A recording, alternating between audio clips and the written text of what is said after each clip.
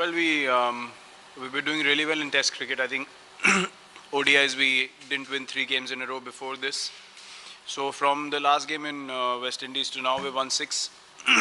So that's something that we wanted to address, which we did before the series, and we wanted to be, relentless. We wanted to create good habits and make sure that we are challenging ourselves every time that we go out on the park, and that helps you when you are going through difficult situations. So I think that's one thing that we addressed before this series, and it really helped us, to come out here and play how we wanted to play, and not let complacency get in at any stage. I think good habits are very hard to create, and once you create them, then if you take the game easy, then the game will find out those things and sort you out on the park. So we respect the game, and that's something that we decided to do all throughout, regardless of what was happening otherwise.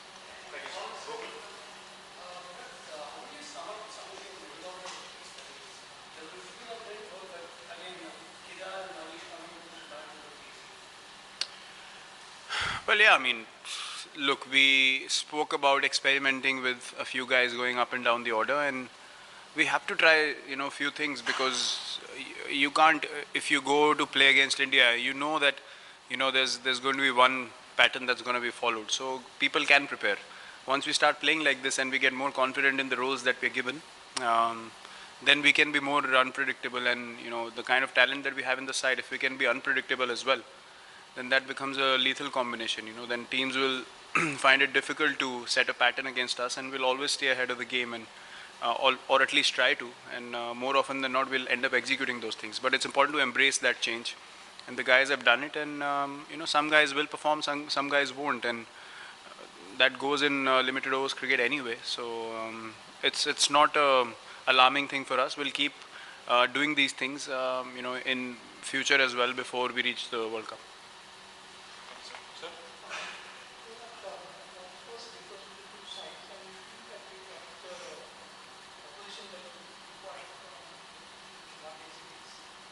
Sorry, I didn't get the second part.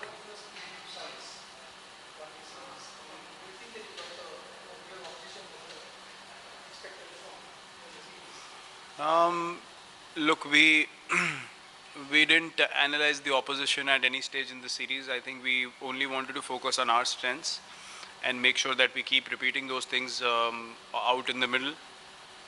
That way, the opposition becomes, it's not something that you need to focus on. And we just wanted to execute the plans that we had made for ourselves as a team, regardless of the opposition. It didn't matter to us whether we're playing Sri Lanka or we're going to play Australia back home. For us, it was focusing on our team.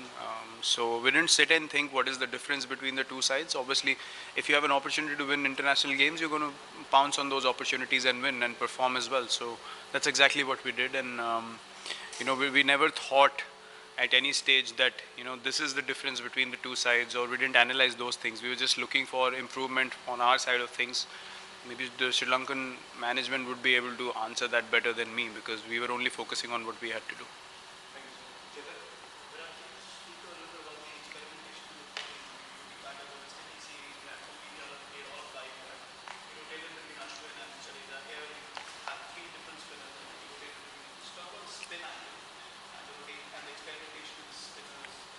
Well, these guys were brilliant, I thought. All three of them. Akshar, being a conventional spinner as well, the way he varied his pace, I think was outstanding. He never let the batsman get on top of him, and um, that's a remarkable thing when you don't have any variation in your bowling and still you don't let guys score. I think his height really helps him getting that extra bounce, and and the extra pace he can generate. He's got a very strong shoulder, so people find it difficult to sweep him. Kuldeep and Chahal, obviously, wrist spinners will always keep you in the game. So I certainly felt that all three of them were pretty spot on with attacking all the time, and it really helped us get those crucial wickets in the middle overs. As at the same time, it helped us control the run rate as well. So see, you might see changes in the bowling attack here and there every now and then, but these guys have grabbed their opportunity really well, and it's going to be a challenge among all the spinners and all the bowlers that are going to be in the part of that bigger group to make it to that 2019 World Cup. Because, as I said, we don't want to be predictable in any way, and we want to have an X factor if possible, in the bowling attack as well.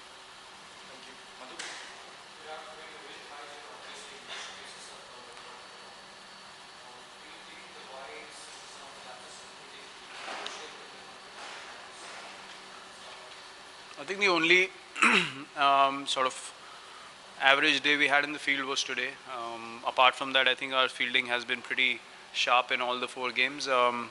We wanted to put the best fielding side on the park, and that certainly helped to create that energy. And we got a few runouts and a few good catches as well.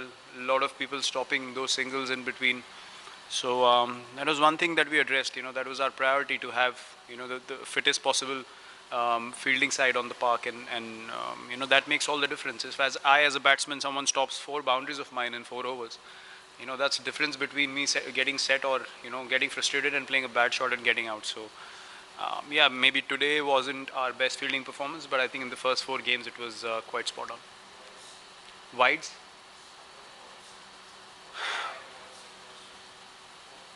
Um, Well, yeah, that's if the number is big, obviously the bowlers will want to correct that.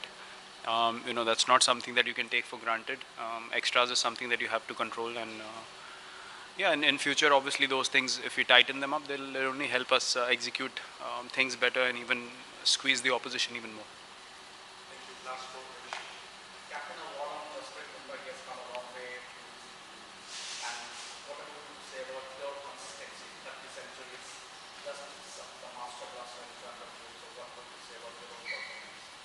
Well, Jasprit, obviously, he's been our most effective short format bowler in the last 18 months or so, and he's really worked on his bowling a lot, especially the way his length ball has picked up more pace is something that's very heartening to see, and it never lets the batsman get settled, because it's not only about Yorkers and slower balls anymore.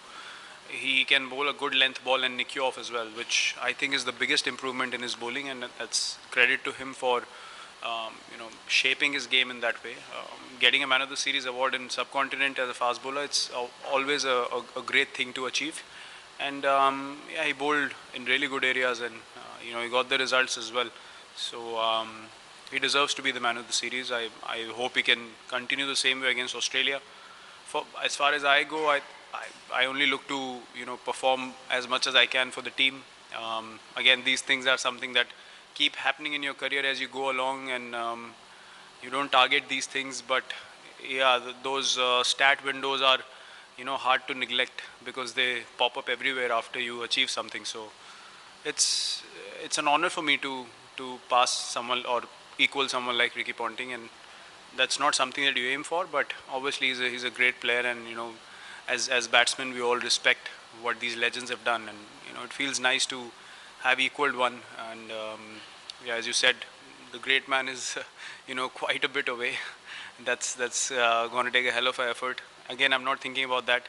For me, it's all about performing for the team whenever I can, even if it's a 90 not out and the team gets across the line, it's good enough for me.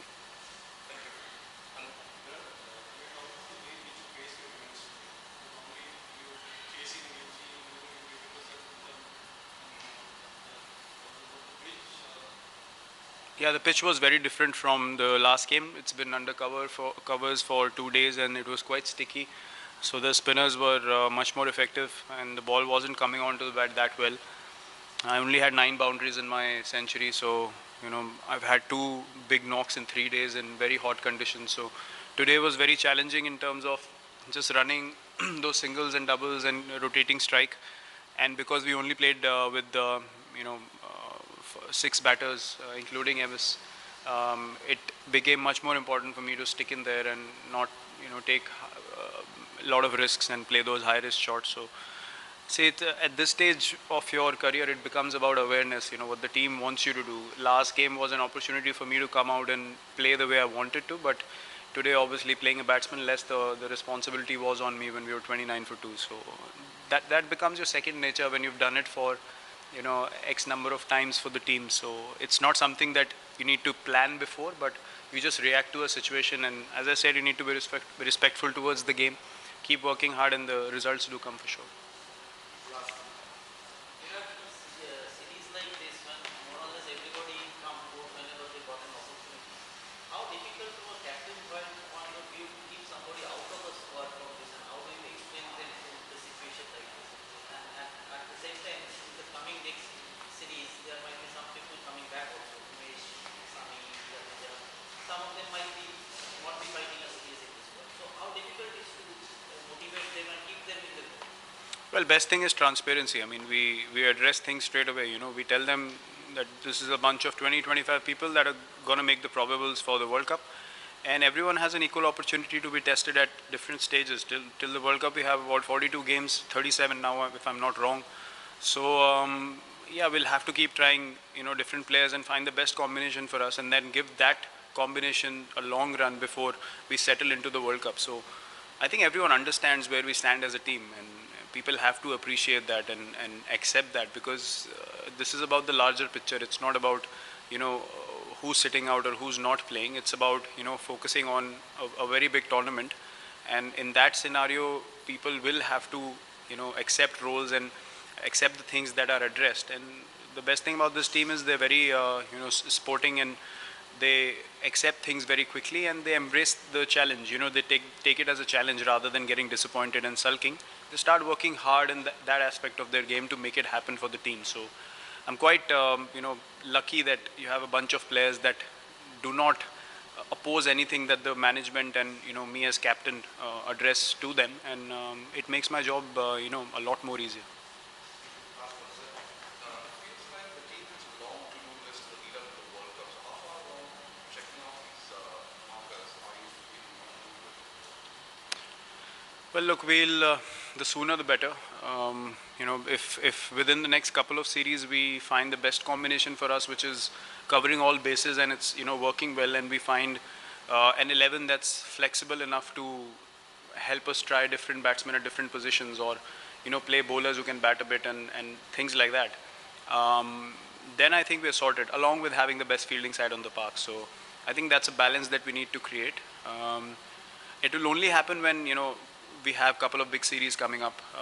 So if guys perform in that, then the mindset becomes different of taking on anyone anywhere in the world. So I think those series will be very important for us to find the right balance as a team, and it'll be a milestone for relatively younger players to gain more confidence, and then be a regular part of that playing 11 that is more flexible. We don't want to be predictable for sure. Till the lead up to the World Cup as well, and in the World Cup, we want 11 guys who can bat at any stage, bowl, chip in with a few overs at any stage. So we remain unpredictable. There's no pattern to anything. So the sooner the better, as I said. Thank you. Thank you, everyone.